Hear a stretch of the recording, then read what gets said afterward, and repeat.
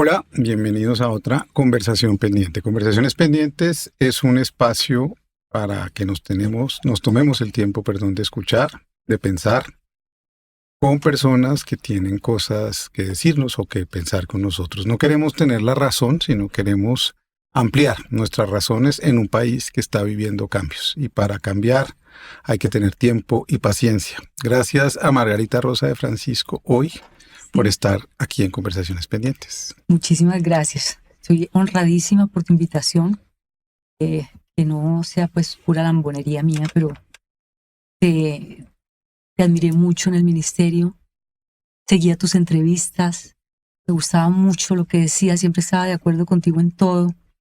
Pues que me hayas invitado es muy honroso, seriamente, te lo No, digo. el gusto es mío y el placer es mío. Aquí, obviamente, estamos pensando temas de este momento de transformación de Colombia. Hablamos de feminismo izquierda, hablamos de una batalla cultural que se instaló en el país, que creo que podemos pensar de una manera más tranquila. Y hoy yo quisiera conversar contigo sobre varios asuntos que tienen que ver con tu lugar en la vida pública de este país, en ser actriz, en ser intérprete, en qué tiene que ver eso de ser intérprete con la política de hoy, que es importante. Y yo quiero empezar con una idea de Shakespeare, y es que Shakespeare en Como gustéis, que es una obra del siglo XVI, tiene una frase que se volvió clásica, y es que el mundo es un escenario. Si Colombia fuera un escenario, me gustaría empezar a preguntarte cómo ha sido para ti habitar ese escenario. Tú en los años 80 interpretaste o ocupaste un lugar en ese escenario, un escenario problemático que tú misma has problematizado y que tiene que ver, creo yo, con una cantidad de asuntos que iremos conversando tranquilamente, como ciertas emancipaciones que has tenido, ciertas rebeldías que has expresado, cierta incomodidad que has representado y mucha esperanza para muchos que gracias a tu voz también hemos alcanzado una voz. Así que, ¿por qué no empezamos por ahí, por ese lugar que a ti o que tú o que te dieron, te diste, en fin, en los años 80 y que fue un lugar problemático también para ti que has problematizado? Actriz, reina de belleza, niña, te llamaron niña, niña Sí. mencha, una cantidad de asuntos culturales que creo que son importantes conversar en el país hoy. Lástima que esa pregunta y las que intuyo que me vas a hacer, así tan sustanciosas, tan carnosas, eh, pues tenga que yo hacerlas aquí como en caliente y porque no tengo el tiempo para pensarlas, porque son interesantes para pensarlas un rato y yo soy de las que piensa despacio. Eh, y bueno, Menos haré lo mal, posible por hay pensar que en voz pensar alta. despacio, hay que volver a pensar Ah, despacio, te, ¿no? te estaba diciendo Mm, que a veces solamente me doy cuenta cuando escribo de cómo pienso.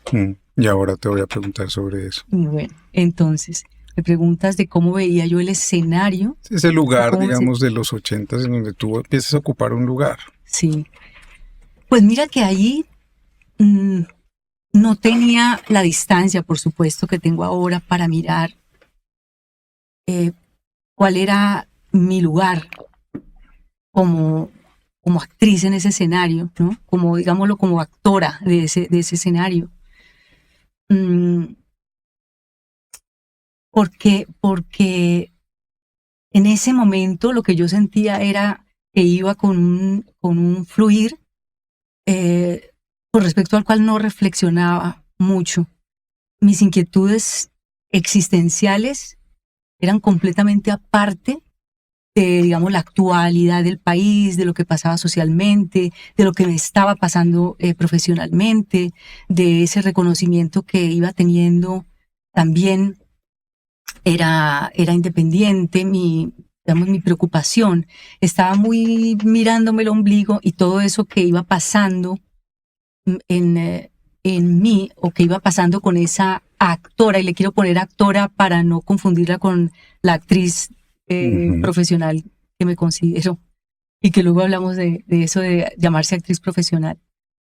Eh, en ese momento, por supuesto, no reconozco. Mm, y ahora, digamos, desde la distancia, siento que sí formamos parte, ¿qué te digo? De una, o por lo menos yo me sentí formando parte de una cultura muy patriarcal y no consciente de sí misma. Aunque yo me rebelaba inconscientemente contra ella, nunca lo hice teniendo el propósito de rebelarme contra algo o contra una impostura social, sino que lo iba haciendo como que está en mí, eso de provocar, de ser subversiva con las normas.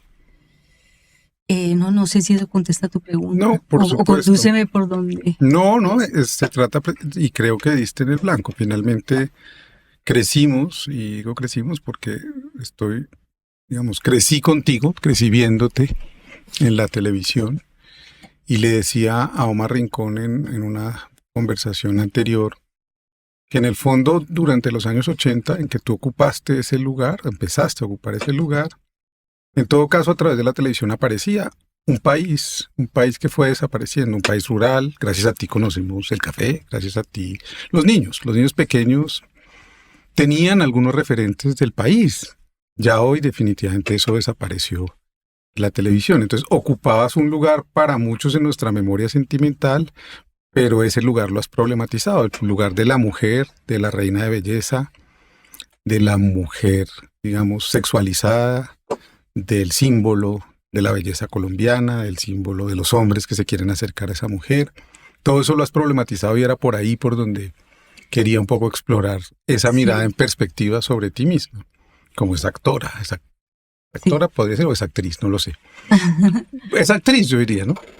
¿Qué eras entonces para ti?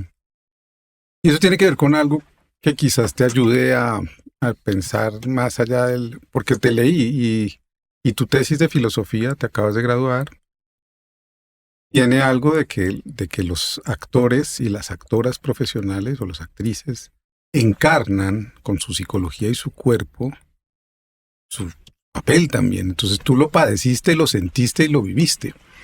Sí, lo que pasa es que yo hago una diferencia entre como actora social, como una de esas figuras que la sociedad institucionaliza, digamos, la figura de esta actriz, esta diva, ¿no? Es una como actora del conflicto, actora de la situación general, cultural de nuestro país en esa época.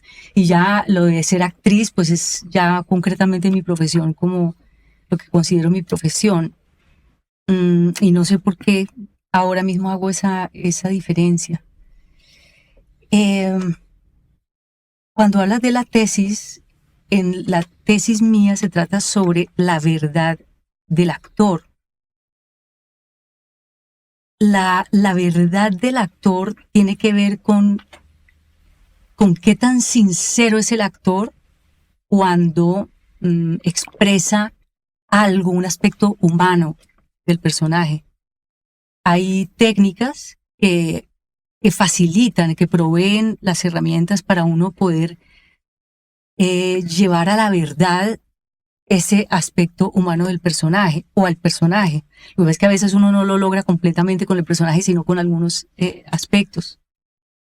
Y lo que, digamos, en ese momento, cuando me hablas de los años 80, yo no tenía conciencia de lo que pasaba en mi país, ni quería ser un referente cultural, ni estaba pensando en que lo que yo estaba haciendo, digamos, en Café con Aroma de Mujer, le estaba abriendo los ojos a algunas mujeres. No estoy de acuerdo, pero encarnabas eso, sí, sin luego saberlo. me di cuenta por la respuesta, y aún ahora, cuando me encuentro tantas... y no solamente mujeres, me encuentro personas que me dicen lo que eso significó para ellos culturalmente. Me doy cuenta de que muchas obras en las que yo he estado pues han sido determinantes en esa transformación cultural. No era un propósito, No y eran eso, por el fin. arte no se propone eso, porque si no, no sería arte, No. digamos, o el entretenimiento, o lo que sea. No es posible así es. hacer tesis para transformar la realidad.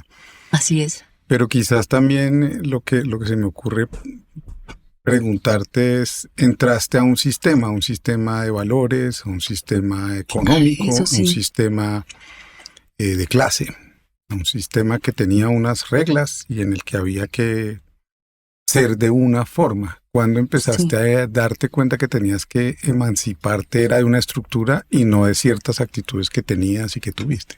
así es, sí. Yo creo que cuando empiezo a escribir en la prensa, en el Tiempo, yo quería siempre escribir en un medio como hegemónico, ¿no? Y María Clara López, que está aquí al lado mío, es mi representante, sabía pues que a mí me gustaba escribir y siempre habíamos buscado como el modo de hacerlo profesionalmente o por lo menos regularmente en algún lado. Entonces, le cuento larguísimo que no importa tanto en este caso, resulto yo escribiendo para el Tiempo. Entonces ahí, antes de eso, digamos, mis preocupaciones eran muy, digamos, personales, existenciales, y eso me dio cuerda para un rato, pero luego cuando estaba allí empezaba a leer también a mis compañeros de columnas, mmm, empiezo ya a meterme o a informarme, a leer ciertas cosas, a saber un poco más de la actualidad nacional. Además creía que si ya estaba en ese lugar en el periódico, pues tenía que tener un poco más de respeto por ese oficio, empezar a leer, ampliar un poco el saber sobre el propio país.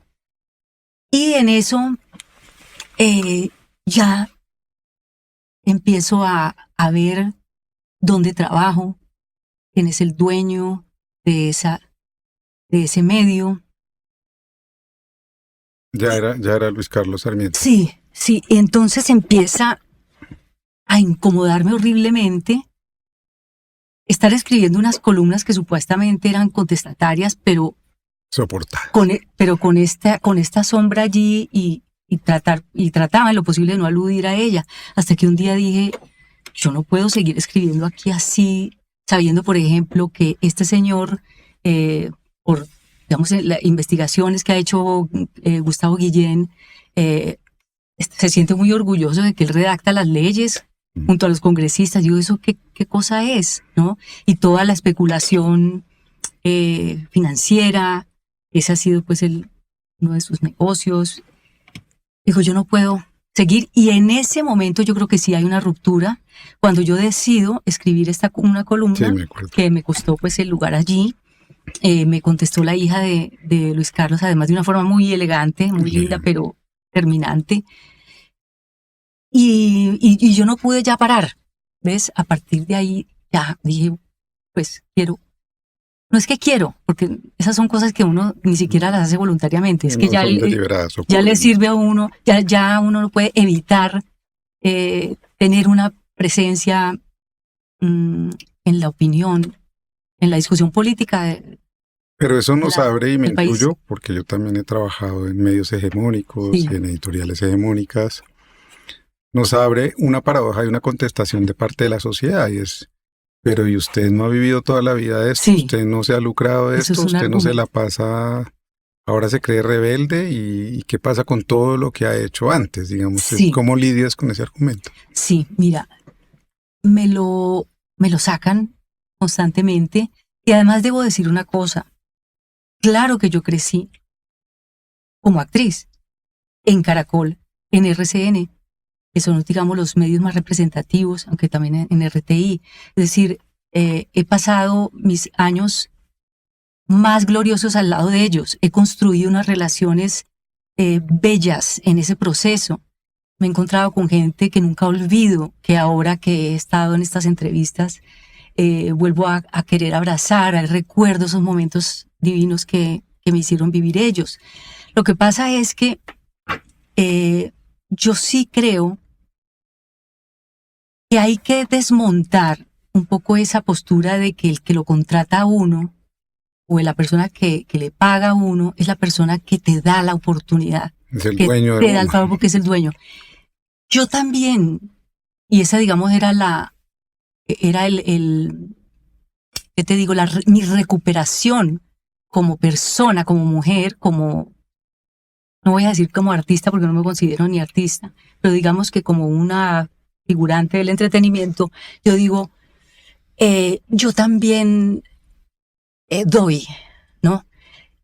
Yo también tengo algo que darles a ustedes. Y se los he dado. Sí, Agencia. entonces, y la cosa es que no, si esa primera persona me vio estando muy joven y creyó, además porque esa primera persona que la tengo muy presente estaba estudiando cine en Italia, me vio un día porque conocía a mis padres, me vio muy jovencita, me dijo, y pensó que yo podía hacer un papel en la televisión.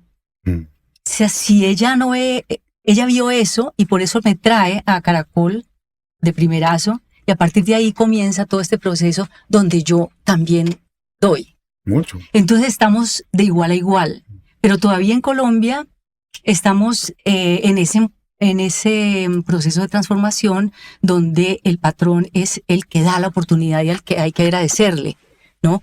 Claro que hay que agradecer las oportunidades que esta vida que no sabemos explicar nos da para poder reunir, digamos, a esas personas que son productores y a esta señora que algo tiene que darles, porque además si no les representara dinero, pues tampoco me pondrían ahí. Si esta cara o lo que fuera que tuviera no representara, no encendiera televisores, pues yo tampoco me contratarían. Pues ahí, digamos, he tenido una transformación porque yo nunca he sido así. Siempre he sido más bien, he sido muy machista, muy sumisa, he sido, aunque me revelo, siempre me termino Subsumiendo. subsumiendo. Y los costos emocionales de eso, la gente no ve eso, como que la gente cree que los costos, digamos, son simplemente costos políticos o aparentes, pero hay unos costos emocionales muy grandes porque uno también quiebra un sistema de relaciones. Sí. ¿Qué pasó en ese quiebre? Se quebraron muchas cosas, se rompieron muchas cosas, aunque yo sé que tú tienes un talante que admiro y que me gusta, y es que tienes la suficiente amplitud de inteligencia por tratar de hablar con tu contradictor y con tu agresor, pero evidentemente esta es una sociedad con mucha rabia, sí, con mucha furia, con mucha rabia, que te quiere castigar. Y una parte de mí entiende esa rabia. Me conmueve la rabia que sentimos todos, porque yo creo que estamos todos en un plan muy reactivo, muy rabioso. Tenemos, yo creo que muchos motivos para estar así. Y además la rabia es un sentimiento que a mí me alegra. Yo digo que es como, ya que nombremos filósofos, Spinoza, que decía que la rabia, la tristeza son alegrías, son alegrías oscuras. Por supuesto. Son alegrías oscuras, pero son alegrías porque producen, también se puede producir arte con ellas, se produce comunicación, se produce transformaciones con la rabia. Entonces es un sentimiento que yo valoro mucho y que pues sí, tal vez lo usamos mal o lo usamos para dañar y lo que sea, pero... O quizás no es rabia, ¿no? También quizás es odio, ¿no? Más que rabia. Ah, bueno. Sí, pero, porque creo que la rabia, tienes razón. Hay una filósofa bogotana, se llama Laura Quintana, que no sé si la conoces. No. Y tiene todo un libro sobre la rabia y sobre la potencia real desencadenante de la rabia como una posibilidad también de producir cosas, pero el odio creo que no, y creo que eso es lo que se ha instalado un poco en quien se ha atrevido a decir. Y me estaba desviando de algo que dijiste, y es que se han roto esas relaciones. No sé cómo lo pusiste. Sí, así. Sí, y que yo siento que con respecto a mí, desde que yo empecé a decir lo que pensaba, y muchos se disgustaron, se han desilusionado de ese ideal que tenían. Entonces yo prefiero la situación actual donde pues ya hay ese desengaño que es tan importante. Hay que desengañarse. Uh-huh. Es un sentimiento, me parece mucho más sano que tener una persona, que idealizar una persona.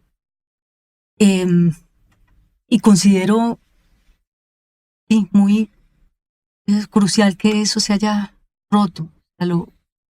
La clase encarcela en Colombia, la clase a la que pertenecías, es una suerte Porque como lugar que cree controlado. No, lo pienso porque si eso se rompió y era una clase a la que tú o pertenecíamos en Gracia Discusión, es decir, una industria, el periodismo, la industria del entretenimiento, la televisión, y eso se rompe, me imagino que tú también te desclasas, no en el sentido que se supone que es no tener o tener dinero, ese es otro problema. ya. Pero es un sistema de valores el que rompes y eso tiene unos costos, ¿o no? Sí, claro que los tiene, pero mira, ahora que he estado en todas estas entrevistas, he ido a RCN, he ido a Caracol, todos los canales. Hoy tuve una entrevista para una periodista de la revista Semana, por ejemplo, y no he encontrado nada de lo que yo veo en Twitter. Es decir, y he estado todo el tiempo, estuve en Cartagena una semana con entrevistas con personas de medios alternativos, medios desconocidos, programas que todo el mundo ve, entrevistadores muy populares, otros menos. Y te digo que no he encontrado, por lo menos, no he encontrado representada en lo concreto esa ruptura de la que ahora estamos hablando y que yo pensé que sí se había dado.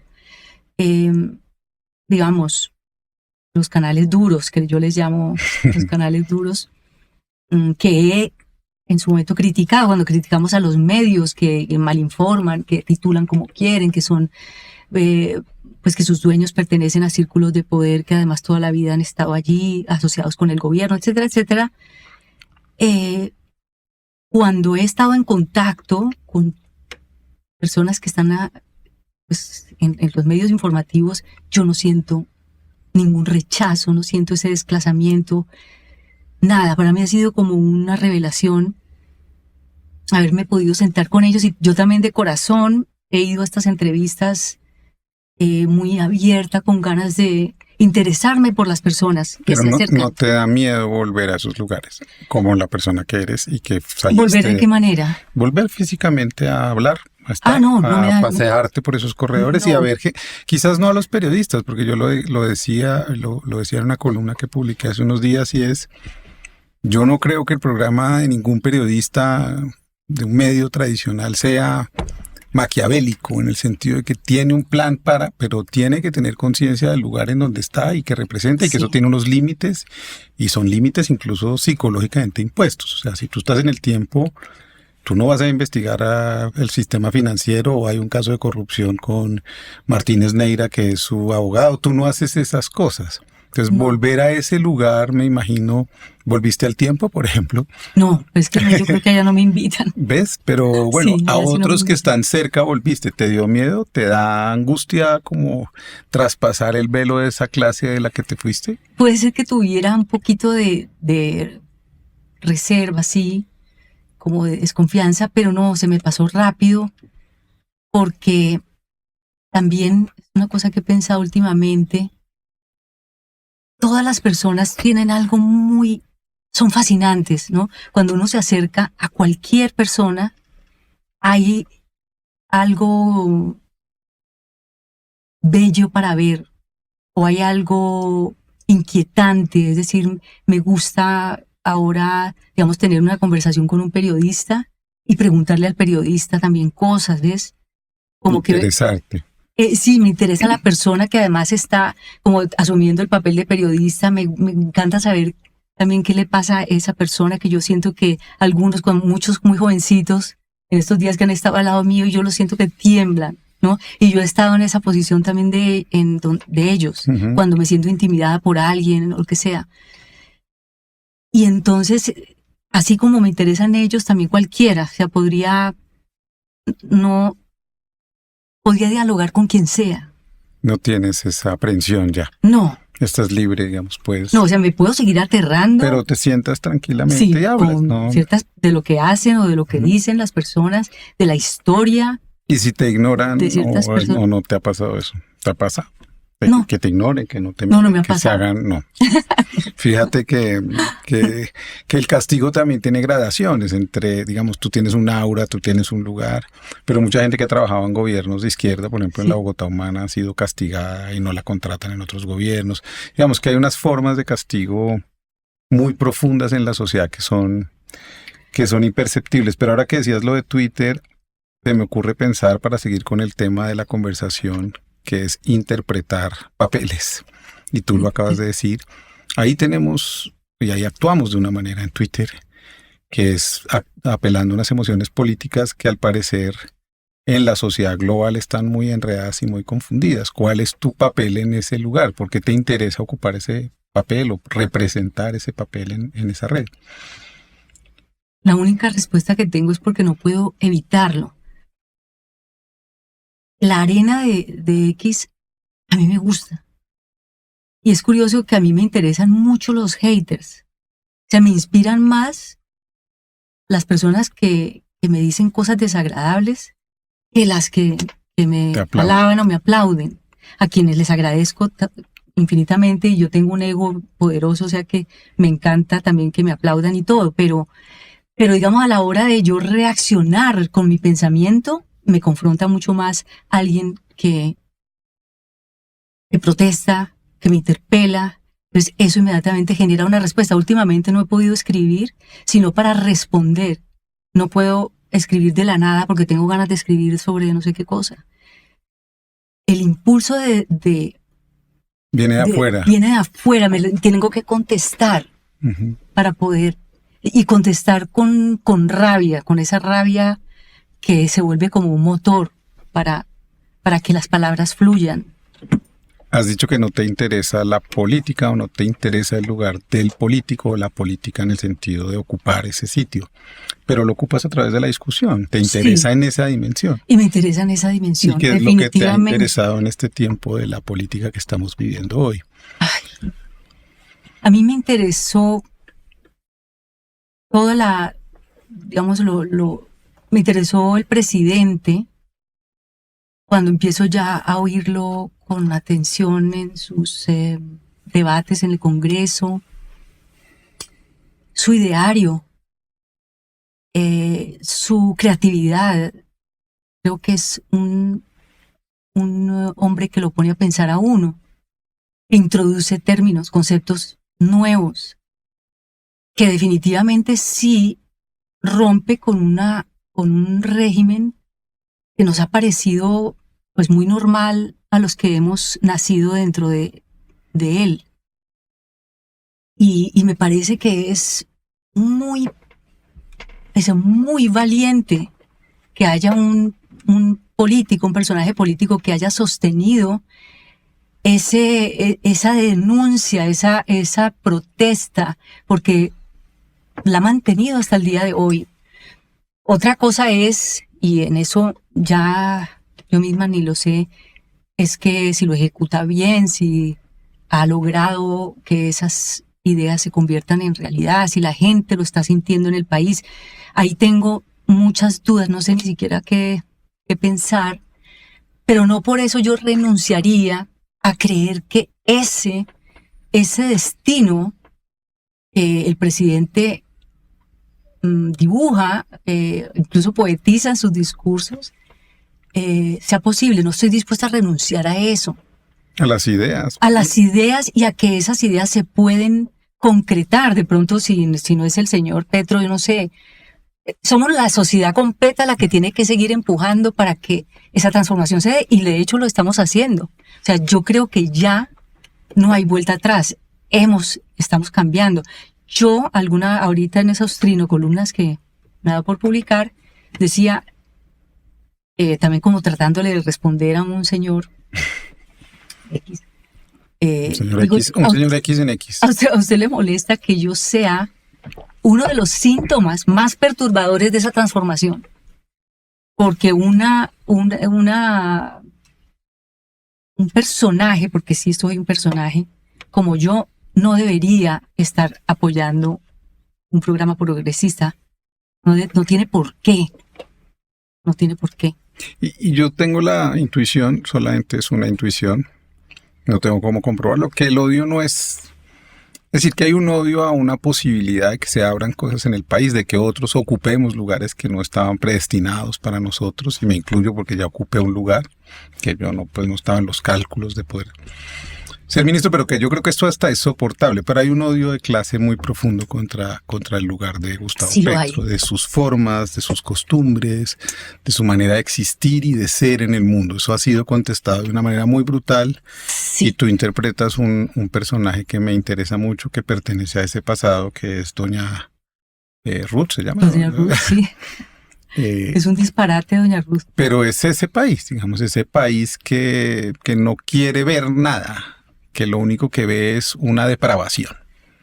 Y lo de la clase, esa sí es una conciencia que se me ha ido como volviendo una obsesión, o por lo menos una recurrente referencia en mi pensamiento, porque yo lo percibo en mí, digamos, el clasismo, así como el machismo, digamos, por escoger esas dos cosas, yo los veo, lo veo en la forma, en mi cuerpo, o sea, está incorporado en mí eso, y me detesto, ¿sabes? Me detesto cuando lo detecto.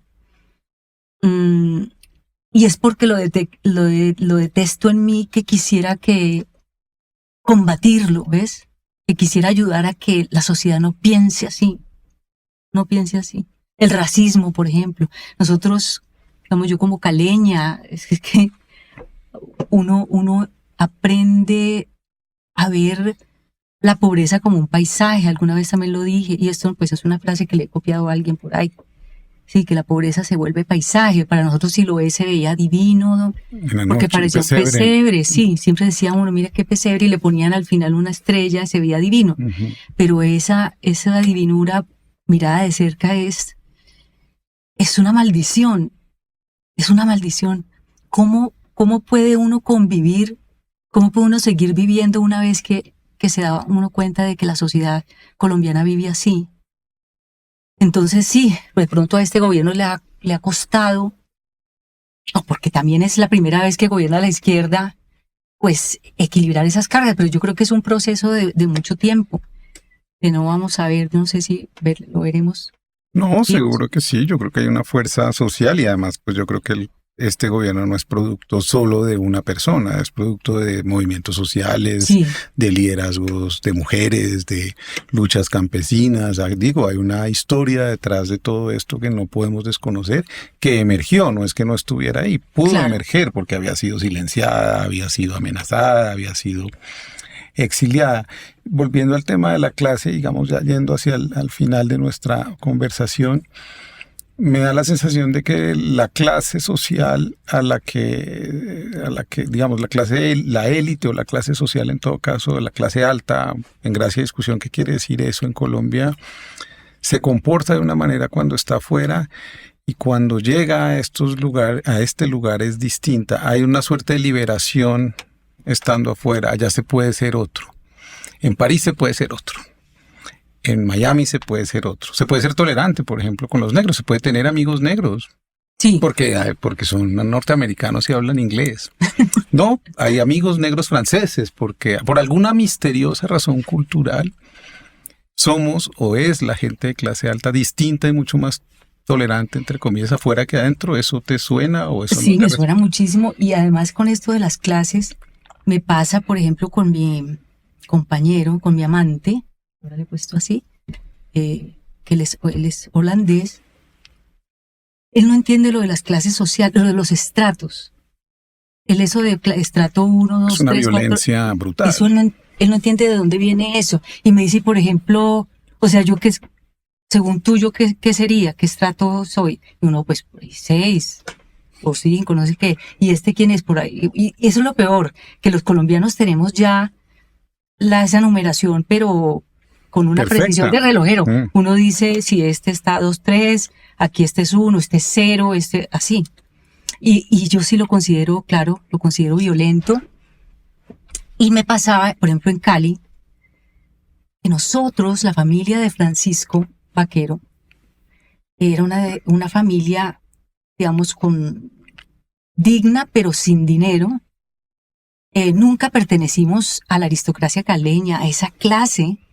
Íbamos a unos colegios pues que eran buenos, pero no eran los mejores. No era el Bolívar. No eran los más caros, no, pues ni hablar. Y yo sí sentía la exclusión Claro. a ese mismo nivel.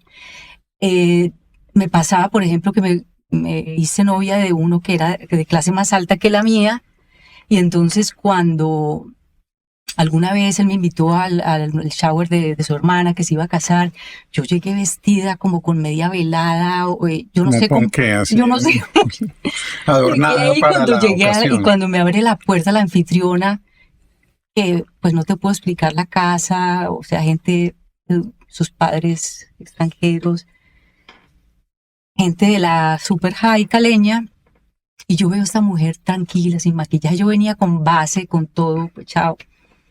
Y ella con esa naturalidad y esa, ¿qué te digo? Esa superioridad, esa suficiencia que da el sentirse de una clase más alta. Y el complejo de inferioridad mía y el resentimiento mío, Claro.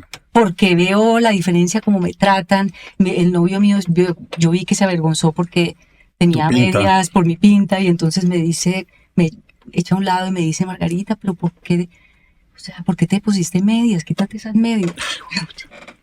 Sí, Así. además como tratando de arreglarlo a uno para que pueda estar en No, ese para mí fue lugar. una Muy pesadilla que brutal. no sabes porque se siente uno que no pertenece y que nunca pertenecerá, además. ¿Y eso tuvo que ver con la decisión de irte del país? Pues no, porque ¿No? tampoco pues fue tan grave, además que digamos No, mi no familia. ese Ah, no, ese asunto detalle. particular, sino un poco esa mentalidad que en el fondo oprime. Es decir, cuando uno tiene que pertenecer una y otra vez y se emancipa y sale, pues vivir entre lo mismo, porque no vas a dejar de vivir donde vives, no vas a dejar de hablar con quien hablas, No, ¿no? porque eso me pasó cuando era niña y yo no estaba consciente ni pude elaborar sobre eso, sino hasta ahora ya grande. O sea, cuando tú escribías en el tiempo ya estabas por fuera, ya vivías fuera. Ya había vivido por fuera, pero estaba aquí. Ujú. Estaba aquí en Colombia. Pero, digamos, eso fue un episodio donde yo puedo todavía recordar eso que Sí, me pasó y que yo pues, puedo decir aquí, en esto consiste el clasismo, pero así como yo sentía el clasismo de arriba para donde yo estaba, yo también lo he tenido hacia abajo, ¿no? Yo también he sido ellos con respecto a las otras. sí, es como una escala de Sí, entonces maltrato reconocer eso vertical. me tomó bastante tiempo, pero fue un episodio, digamos así, que recuerdo. De resto, ya cuando empecé a salir en televisión y todo eso, pues ya se vuelve, digamos, un poquito más, se vuelve uno importante, precisamente porque ya es una figura que, que la gente quiere ver, que produce dinero además, ¿no? Entonces ya se van equilibrando las cargas después un Y rato. además eres muy bella, que eso es importante para la cultura en la que vivimos, digamos. Eres intocable por tu belleza para ese mundo, digamos. No van a sobrepasar ciertos límites. ¿Qué es, cómo piensas el tema de la belleza? ¿Qué piensas de ese tema en nuestra sociedad? Sí, ha sido... Es decir, Pues, puedes no ser tan rica, pero si eres bella te van a aceptar. sí, es Ujú. importante acá Si eres feo ya definitivamente no y ha lo sido es. importante para mí ser bella, aparecer bella, sin duda. Además porque mi madre, digamos, es una mujer hermosísima y que fue reina también, entonces ha sido importante. He tenido que ir haciéndole un duelo también a ese concepto, porque digamos ahora que ya casi cumplo 60 años, cumplo 60 años este año, eh, digamos, digo, no es que a mí no me importe la belleza, a mí me gusta sentirme bella. Lo que pasa es que ahorita yo me miro al espejo y digo, ay, sí, me gusto así, ¿no? Mm. Me gusto así, ya tengo menos ansiedad por acomodarme al modelo al que quería llegar antes. Entonces me siento muy aliviada en ese sentido, pero ese ha sido un elemento determinante para mí, en mi vida, pues indiscutible, y hasta el punto de que me echan la culpa, pues porque ya estoy vieja, bueno, y no solamente a mí, No, pues no, a no todas las estás mujeres vieja. Digo, bellas. tener 60 años no es ser viejo. Esa es Bueno, otra cosa, idea sí, cultural en Colombia, que uno pasa como a los 50 y es viejo. Eso no es verdad. sí, o que digamos las mujeres les da les da rabia que uno, pues, no esté joven, ¿no? Pero eso no es por aquí sentirme la víctima, porque yo sé que hay hacerme la víctima, porque eso nos pasa a muchas mujeres. Eso es un insulto que te hacen. Sí, Ya está a todas, vieja, muchas. Yo he visto que a todas nos dicen, a todas las que estamos ya pasaditas, nos dicen que viejas y que sobre todo que el petrismo es feo, ¿no? Me ha dado mala vida, me ha dado mala vida. Del petrismo con la fealdad. Con la fealdad. Sí, como que todo el que pertenecemos a esto somos feos, digamos, no podemos ocupar. ¿Y por qué es que el señor, sí, porque no les parece, yo no sé, les parece feo? Pues que imagínate lo que puede sentir una sociedad así cuando una mujer como Francia Márquez, que viene de Suárez en el Cauca, que es el territorio también del que tú vienes más o menos, llega a ocupar ese espacio que era inadmisible. Es como...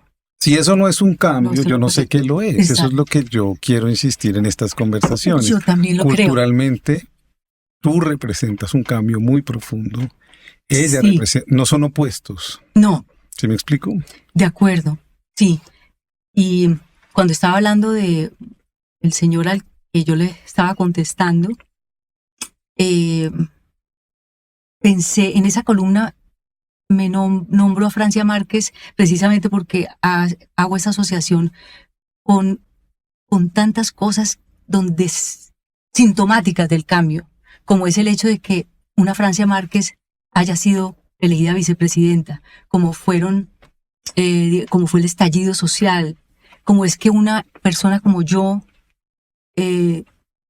tenga una posición política distinta a la hegemónica. Eso es sintomático. Yo creo que esos signos son los que al señor del sombrero, que así se llamó el título de esa cosa que escribí. Esa cosa no es el libro, es un libro. Lo perturba. No, el señor del sombrero. La columna, es que se llama el señor del teléfono. Sí, el hombre del teléfono. El hombre del teléfono. Escribí una columna que se llama El señor del sombrero, porque fue un señor que me encontré en Miami en un bazar. ¿Estás enterado de eso? No. Bueno, esta es una buena cosa para contarte. Ahí está en Twitter como un trino columna que se llama El señor del sombrero. Vale. Y es que yo me fui de paseo con mi esposo a un bazar por ahí cerca de donde yo vivo, que es al sur de la Florida. Hay gente de todas partes, sobre todo muy americanos. No sé, yo no veo que haya muchos latinos ahí. Y entonces yo estaba caminando cuando de pronto me sale al encuentro un señor con un sombrero y con un acento pues recontrapaisa. Me sale así al encuentro y me grita, gracias Mencha, gracias, mira cómo nos dejaste el país, devolvete para la Colombia de Petro a ver si te gusta tanto. Una cosa así, pero a los gritos. Entonces yo en ese momento, como hay veces cuando te digo que no tengo la rapidez, no tengo la velocidad para contestar ahí mismo algo. Tampoco. Se me ocurre la mejor respuesta, pero después de 13 días. Eso es bueno. Este país es muy reactivo, o sea, este país saca un revólver y entonces agrede No sé, pero siempre uno anhela un poco de repentismo, como sí, algo para poder pero contestar. También está bueno dejar que en todo caso, solo. Yo seguí caminando, sudando frío y dije, no, me voy a devolver. Entonces me devolví. Y le digo, usted me está culpando a mí por el voto de 11,7 millones personas. O sea, ¿le parece que yo fui la que creé eso?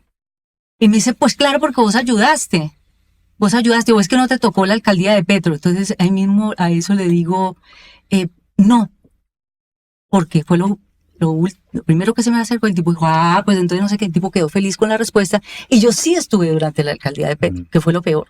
Ahí está la torpeza de uno cuando lo agarran con la guardia con la guardia baja.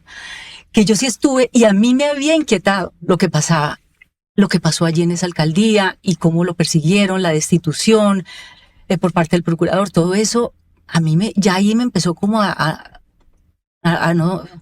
molestarme lo que pasaba con él y no me había convertido al mamertismo todavía.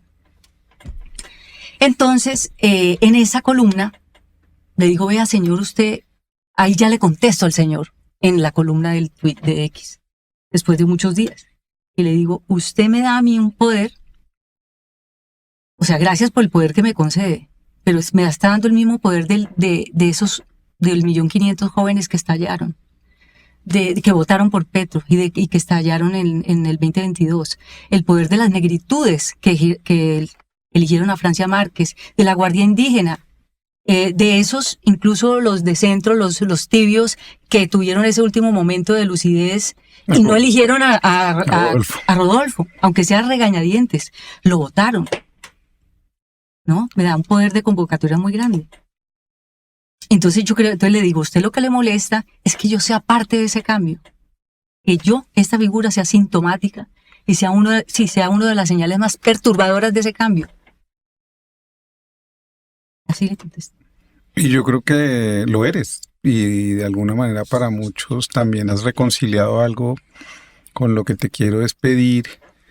Y es que el país intelectual también creció despreciando la televisión y su cultura popular. Sí.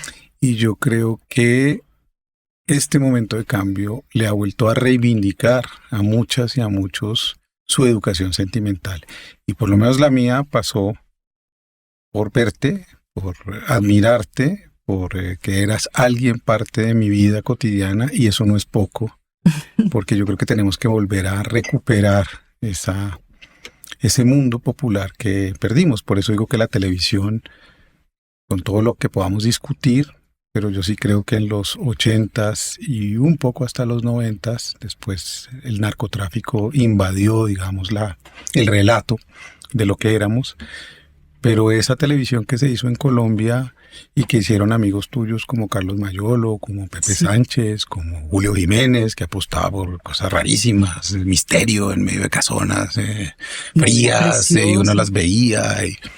Es un país que entró a nuestras vidas y que yo creo que tenemos que empezar a reconocer también desde esas ciudades letradas que también han sentido que ese país es menos y que hacer telenovelas, digamos, yo me acuerdo de la vergüenza que me ha dado cuando he conocido personas del cine, de decir, ¿qué cosas has hecho? ¿En qué películas has estado? Yo digo, pues, he hecho más que todo telenovelas, ¿no? Me daba vergüenza decirlo.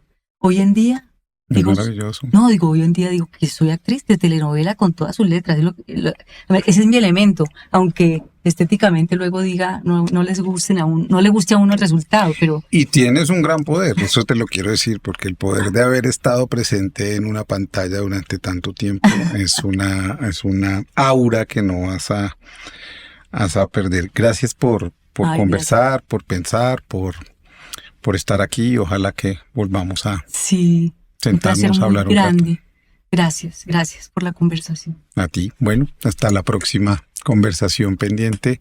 Gracias a Margarita Rosa de Francisco, actriz, escritora, filósofa, alguien que se atreve a pensar en voz alta y no le da miedo el agonismo más que el antagonismo. Hasta la próxima. Chao.